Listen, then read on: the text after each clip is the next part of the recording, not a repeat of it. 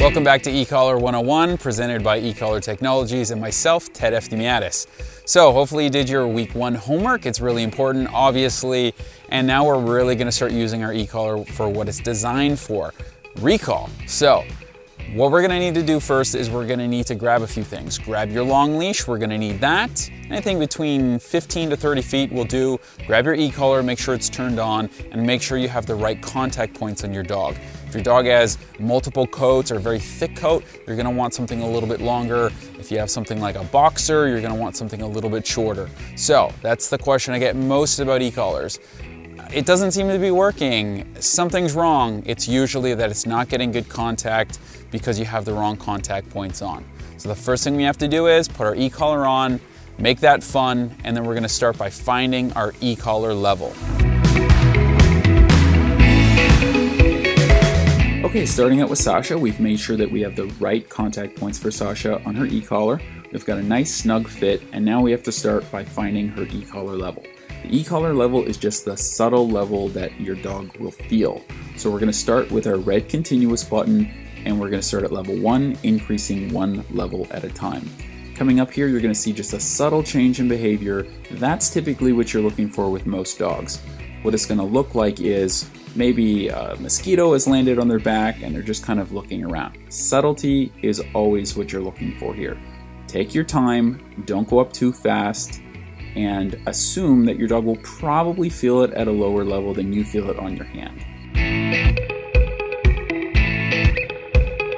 With Larry, he seems to be pretty sensitive to the eCollar stimulation. I started seeing something at about a level 6 and then dialed it back to a 5 and ended up on a level 4.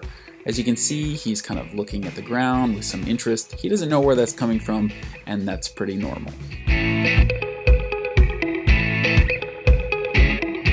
So this is eCollar turns with Larry. So the whole idea here is we want to promote engagement. We want our dogs following us before we start looking at doing any real recall training, having our dogs come to us off leash.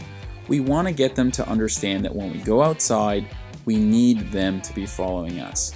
So we want to make it fun, we want to be engaging, and we're going to make quick turns. We're going to go forward, and then we're going to move really quickly backward. And when they come to us, we're going to give them some food.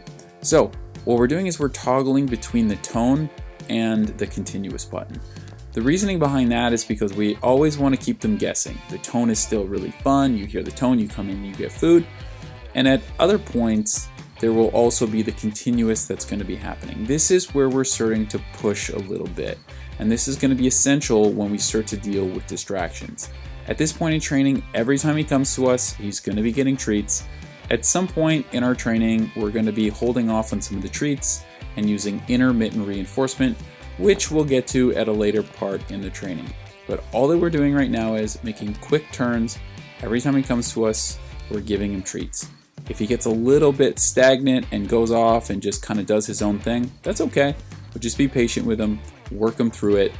We're not going up on our eCollar levels at this point. On to eCollar turns with Sasha. Now, as you can see, we've moved out onto the road here, and the objective of moving to the road is not that we are going for a leisurely walk. We're just doing some training in an environment that is overstimulating for her. Now, she's used to going for a walk and just moving forward and pulling her owner. So all that we're doing is just using the road as something that's going to be a distraction for her. As you'll notice, every time she kind of goes off in her own little world, I start to make a quick turn, at which point I'm toggling between either tapping the tone or the red continuous button, just keeping her guessing as far as, hey, pay attention to me and come to the tone, or using that little nudge through the eCollar to get her to pay a little bit more attention to me. Now, Sasha is definitely more of a praise-motivated dog. She's not all that interested even in food and treats. And so with her at this point, I'm just using movement and I'm praising her. The quick movement is actually really stimulating to her. So feel free to use whatever technique you want with your dog. If you find that your dog thrives with praise and attention, feel free to really focus on that because your dog may like that just a little bit more. There we are. So that was our second lesson. Now you've got lots of homework to work on. The first 2 days, you're gonna be working on that inside the house, low distractions. 2 sessions a day, 5 minutes in the morning, 5 minutes in the evening. Then what you're gonna do is you're gonna transition outside, go out to your yard and practice out in the yard just like we did here today.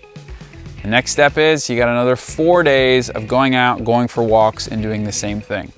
So that's your homework. You got 9 days of homework to do, and I know that sounds like a lot of work and it's gonna get really boring, and it is. It's supposed to, it's foundation. But once we come back for our next lesson, we're gonna start putting everything together and you're gonna start to see the results. Keep your e-color levels low. We don't want it to be a negative thing at this point, just barely something they can perceive. Also, make it fun, make it interactive, make it exciting for your dog. Everything is going to start coming together real soon.